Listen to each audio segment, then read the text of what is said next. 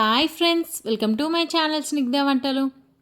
ఈరోజైతే రాఖీ కోసం స్పెషల్గా ఒక స్వీట్ అయితే చూపించబోతున్నానండి. ఇలా ఇంట్లోనే రాఖీ కోసం అయితే ఇలా జ్యూసీ స్వీట్ అయితే చేసేయండి. చాలా టేస్టీగా ఉంటుంది.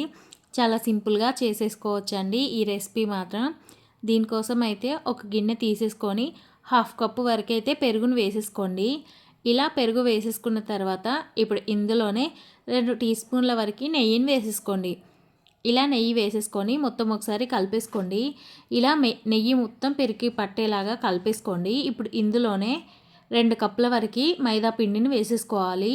మనం హాఫ్ కప్పు పెరుగు తీసుకున్నాం కదా, 2 కప్పుల వరకు మైదా పిండి కరెక్ట్గా సరిపోతుంది.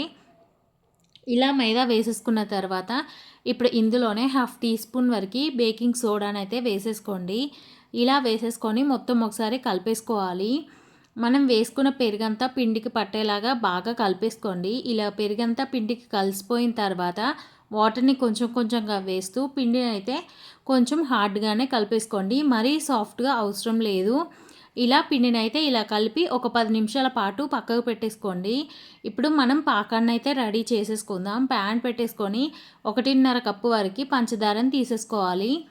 ఇలా పంచదార వేసేసుకున్న తర్వాత ఇప్పుడు 1.5 కప్పు వరకు వాటర్ని అయితే వేసేసుకోండి. ఇలా వాటర్ వేసేసుకున్న తర్వాత మనం కలిపేసుకోండి ఒకసారి మొత్తం. మనకి పంచదార కరిగిపోయి పాకం అనేది కొంచెం స్టిక్కీగా వస్తే సరిపోతుందండి. మరి ఎక్కువ రానవసరం లేదు, కొంచెం చిక్కబడితే సరిపోతుంది. ఇలా 10 నిమిషాలకైతే మనకి పిండి అయితే చక్కగా నానిపోయి ఉంటుంది కదా. ఇప్పుడు ఈ పిండిని చపాతీ పీటపై పెట్టేసుకొని ఇలా అయితే ఒత్తేసుకోండి. ఇలా ఇంత మందంతో అయితే ఈ చపాతీని ఒత్తేసుకోండి. ఇప్పుడు ఎడ్జెస్ని అయితే కట్ చేసేసుకోండి. ఇలా ఎడ్జెస్ని కట్ చేసుకున్న తర్వాత మీకు నచ్చిన షేప్లో సైజులో అయితే కట్ చేసేసుకోవడమే. నేనైతే చూడండి ఇలా అయితే కట్ చేసేసుకుంటున్నాను. మనకి పిండి అనేది ఇంత మందంలో ఉండాలి. ఇప్పుడు ప్యాన్ పెట్టేసుకొని ఆయిల్ అయితే వేసేసుకోండి. ఇలా ఆయిల్ వేడైన తర్వాత మనం చేసి పెట్టుకున్న వాటిని అయితే వేసేసుకోవాలి.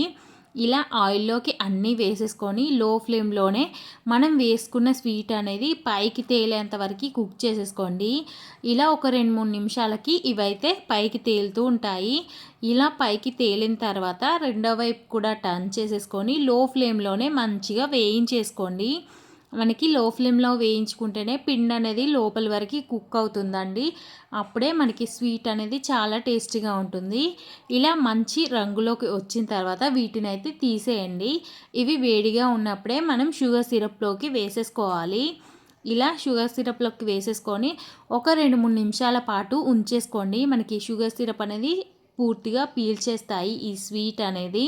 ఒకవేళ పాకం చల్లారినట్లయితే కాసేపు వెయిట్ చేసేసుకోండి. మనకి స్వీట్ అనేది పాకం పీల్చుకోవాలి కాబట్టి పాకం చల్లారితే త్వరగా పీల్చుకోదండి. కాసేపు వెయిట్ చేసి స్వీట్ అనేది వేస్తే తొందరగా పాకాన్ని పీల్చుకుంటాయి. ఈ రాఖీ కోసం అయితే ఇంట్లోనే ఇలా స్వీట్ చేసి పెట్టండి. చాలా టేస్టీగా ఉంటుంది. మనకి గులాబ్ జామ్ టేస్ట్ అయితే ఉంటుందండి.